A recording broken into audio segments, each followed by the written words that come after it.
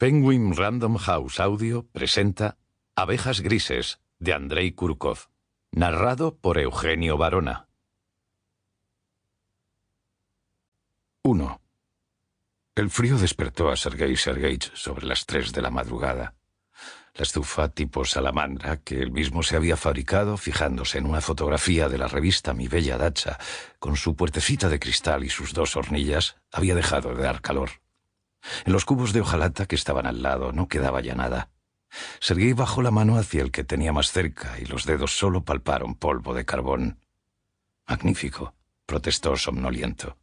Se puso los pantalones, metió los pies en las zapatillas de casa que se había confeccionado a partir de un par de botas viejas de fieltro. Se echó por encima el abrigo de piel de oveja, agarró los cubos y salió al patio. Se detuvo detrás del cobertizo ante una pila de carbón y los ojos se le fueron a la pala. Brillaba mucho más ahí fuera que dentro de la casa. Los terrones de carbón empezaron a caer y a golpear en el fondo de los cubos. Al poco ese fondo quedó cubierto, el eco de los golpes se desvaneció y el resto de los terrones siguió cayendo en silencio. En algún sitio lejos sonó un cañón. Medio minuto después hubo otro estallido que parecía venir de la dirección contraria. «Los tontos estos no se van ni a dormir. Estarán calentándose las manos», gruñó Sergeich. A continuación regresó a la oscuridad de la casa y encendió una vela. El aroma cálido, agradable y meloso de la cera le dio en la nariz y los oídos se le calmaron con el leve y reconocible tic-tac del reloj despertador que había sobre el estrecho alféizar de madera. En las entrañas de la salamandra aún quedaba un poco de calor, aunque no el suficiente para que el carbón helado prendiese sin ayuda de astillas y papeles.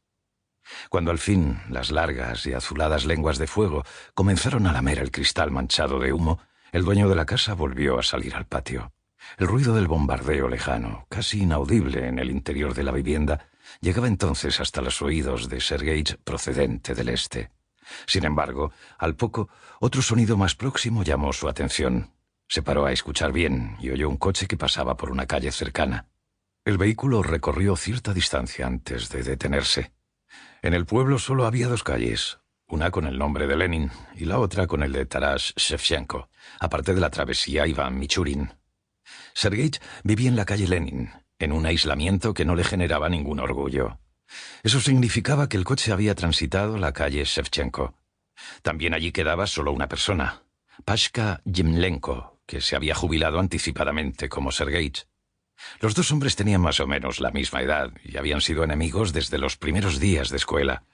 El jardín de Pashka daba a Gorlovka, por lo que estaba una calle más cerca de Donetsk que el de Sergeich. El jardín de Sergeich miraba en la dirección contraria, a Slaviansk, y descendía hasta un campo de cultivo, que primero se hundía para luego subir hacia Zdanivka.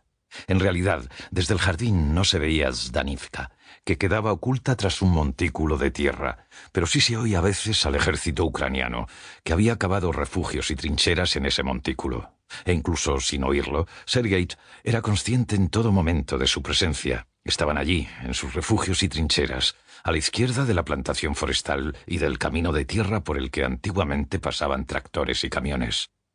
El ejército llevaba allí ya 3 años, mientras que los muchachos de la zona, junto con las fuerzas militares rusas internacionales, bebían té y vodka en sus refugios más allá de la calle de Pashka y de sus jardines, más allá de los restos del viejo campo de albaricoques plantado en época soviética, y más allá de otro campo de siembra que la guerra les había arrebatado a sus trabajadores, como el que quedaba entre el jardín de Sergeich y Zdanivka. El pueblo llevaba 2 semanas enteras en silencio. Ni un solo disparo. ¿Se habrían cansado? ¿Estarían guardando los proyectiles y las balas para más adelante?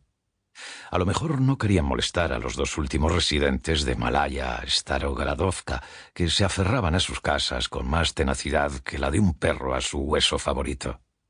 El resto de la gente del pueblo quiso marcharse en cuanto empezaron los combates. Y lo hicieron, porque temían por su vida más que por sus propiedades, y el miedo más fuerte se impuso. Sin embargo, la guerra no había hecho que Sergeich temiese por su vida, solo le había creado confusión y una indiferencia repentina ante todo lo que lo rodeaba.